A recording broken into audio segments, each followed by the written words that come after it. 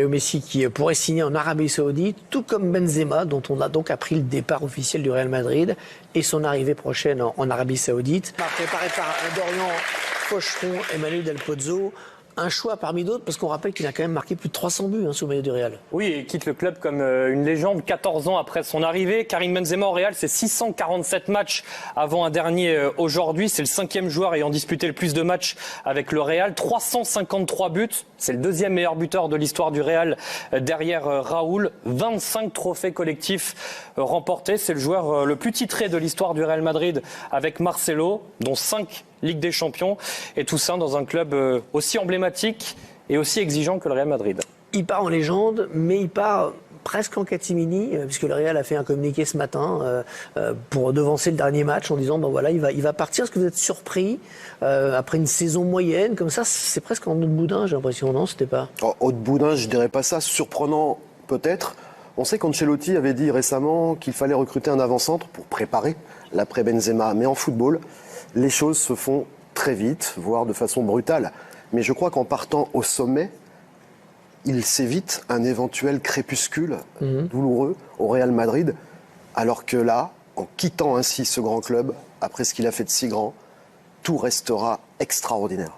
Il doit sentir que c'est certainement le bon moment. Effectivement, quand on est des athlètes, il faut aussi sentir l'année de trop. Ouais. Il se sent fatigué, peut-être physiquement, il a eu plus de pépins cette année. Alors nous, c'est vrai que les fans, les téléspectateurs, tout le monde, ceux qui aiment le foot, on a envie de le voir jouer encore longtemps et encore au Real Madrid parce que c'est un club de dingue.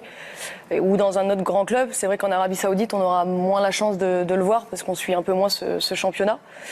Mais bon, bonne route à lui. Et puis j'ai envie de dire, s'il a envie de signer en Arabie Saoudite, moi je suis pas trop dans le jugement pour le coup de ce choix-là de carrière, parce que je pense qu'il a déjà beaucoup donné pour le foot et que beaucoup de joueurs à sa place et de personnes lambda iraient en courant et même en moonwalk. Il rejoint Cristiano Ronaldo qui est déjà là, peut-être Léo Messi. L'Arabie Saoudite que vous avez quitté, c'est en train de devenir le centre du monde là.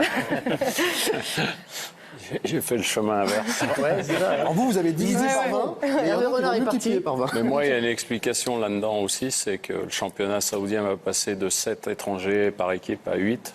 D'accord. Et que dans l'intérêt de l'équipe nationale, pour moi, c'est pas une bonne chose. Alors, je comprends que l'Arabie Saoudite veuille avoir un championnat avec de nombreuses stars, tout ça, mais pour les joueurs saoudiens, ça devient de plus en plus difficile. C'est un pays qui adore le foot, c'est pas factice, ça vraiment, c'est un pays passionné, mais les conditions de vie sont quand même assez compliquées pour les Européens. Il y a des règles religieuses très strictes. Vous comprenez, vous, ce choix de joueurs qui, alors qu'ils sont, ils sont pas dans le besoin, c'est moins qu'on puisse dire, et décident de partir là-bas? Les conditions, elles ont changé. Vraiment depuis, beaucoup. Depuis 2017, et avec MBS à la tête du pays, il y a beaucoup de changements. Ils ont une vie normale. C'est plus comme avec la police religieuse, comme avant 2017. Donc ça, c'est une fausse idée.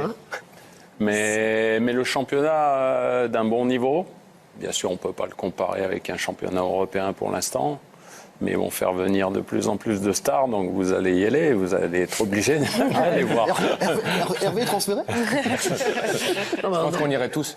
Faut être honnête. C'est ce que je dis. À un moment donné, moi je pense qu'aujourd'hui, aucune personne au monde, dans le cas de Karim Benzema, et c'est pour ça que j'ai dit qu'il ne faut même pas se poser la question de savoir si c'est bien ou si c'est mal, il faut juste saluer la légende du football français qu'il est, parce que moi je ne trouve pas à mettre des rangs, est-ce qu'il est devant Zidane ou pas, ça ne m'intéresse pas. Mais il est une légende et très très haut dans les légendes du football français, au vu de ce qu'il a gagné. Et je trouve qu'il faut juste saluer ce qu'il a apporté aujourd'hui au football européen, au football français également, et se dire que lorsqu'on a à son âge une proposition qui est écrite à 200 millions d'euros, je pense qu'aucun d'entre nous ici ne pourrait refuser cette offre-là. Enfin, excusez-moi, mais tout ce qu'il a gagné jusqu'à présent, c'est non, mais il faut se rendre compte que quand vous en avez gagné 40 et que vous pouvez en gagner 200, c'est pas la même chose.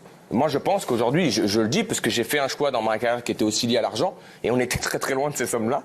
Mais je pense qu'aujourd'hui, à 35 ans, vous devez penser aussi au fait que pour un footballeur, la reconversion est difficile, l'après-football est difficile et qu'il faut se rendre compte que vous avez aussi une famille et que quand on vous propose ce chèque-là, il est difficile, même si vous êtes au plus haut niveau, de refuser. Moi, je dis aujourd'hui, je ne suis pas Karim Benzema et juste chapeau d'avoir fait cette carrière et à un moment donné d'aller sur un challenge qui va lui offrir des conditions qui sont pour moi impossibles à refuser. Mais Hervé Renard, vous avez fait l'inverse, vous avez divisé par 20. On n'a pas la même carrière déjà. Non, mais justement, mais vous avez presque déjà, il y a eu un paramètre à prendre en compte pour Karim, c'est qu'il est d'origine musulmane.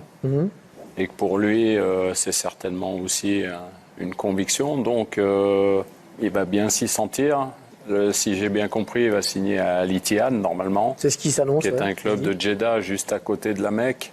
Champion cette saison, d'ailleurs. Voilà, qui a fait une super saison avec Nuno Esposito, l'ancien coach de Tottenham et de Wolverhampton. Et ils ont fait une super saison et félicitations à eux. Mais cette ruée vers l'or noir, on peut l'appeler ainsi, toutes les stars y vont, elle signe, elle confirme la grande entrée de ce pays dans le football, comme l'ont fait d'autres pays précédemment, avec des perspectives loin. Là, si tu as remarqué, ils recrutent quand même des joueurs qui sont plutôt en fin de carrière.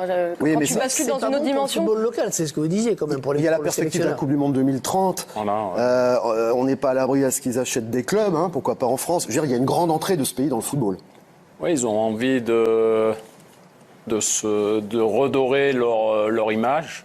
C'est surtout ça.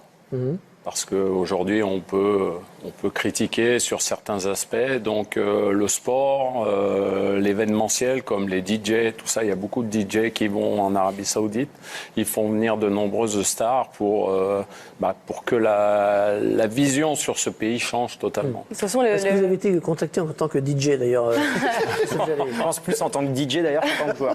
C'est ce que je pensais, effectivement, parce que vous êtes très fort à ça. Ouais, non, mais j'ai jamais été contacté par un club des Émirats. Et moi, je suis dans une position où je ne sais pas si j'irai vraiment pour beaucoup d'argent. Alors, évidemment, ça n'aurait pas été les mêmes montants. Ouais, c'est un choix personnel parce que c'est pas une vie qui me correspond. J'ai été plein de fois au Qatar avec le Paris Saint-Germain. Alors, j'ai été sur des laps de temps très courts. C'est pas forcément une vie qui me correspond, je le pense sincèrement. Donc, c'est pas un choix que j'aurais fait. J'ai eu des amis qui ont signé dans des grands clubs comme Guillaume Haro en Chine et qui au bout d'1 an et demi se sont assis sur leur argent pour revenir en France parce que la vie n'était pas ce qu'ils attendaient aussi. Mais ils l'ont pris quand même pendant un an ou deux. Non mais c'est pour ça que 200 millions. Ils se sont mis un peu tranquilles. Non mais regarde-moi dans les yeux, 200 millions. Non, regarde-moi dans les yeux, 200 millions. N'essayez pas d'acheter. Non, je l'achète pas, En tout cas, il faudrait vraiment me convaincre. C'est exactement la question et chacun a sa réponse. Ouais, c'est ça. Voilà, c'est la réponse personnelle. Il a quand même rendu assez de service au Real Madrid et il n'avait peut-être pas forcément non plus envie d'aller dans un autre grand club européen vu son histoire avec le Real Madrid. On n'attendait pas dans un autre club que le Real au niveau européen. Il y a les Lyonnais ou retour à Lyon, ont prié Lyon, pendant avec le des changement nuits. de propriétaire, c'est pas tout à fait le même Lyon. Mais on ne sait toujours pas s'il a signé en Arabie Saoudite pour l'instant. Il a signé nulle part. Une chaîne de télé nationale l'annonce. Ah d'accord. J'avais pas les bonnes infos. Bon, lui, en tout cas, ne va pas en Arabie Saoudite, mais s'en va et quitte l'OM. C'est Igor Tudor.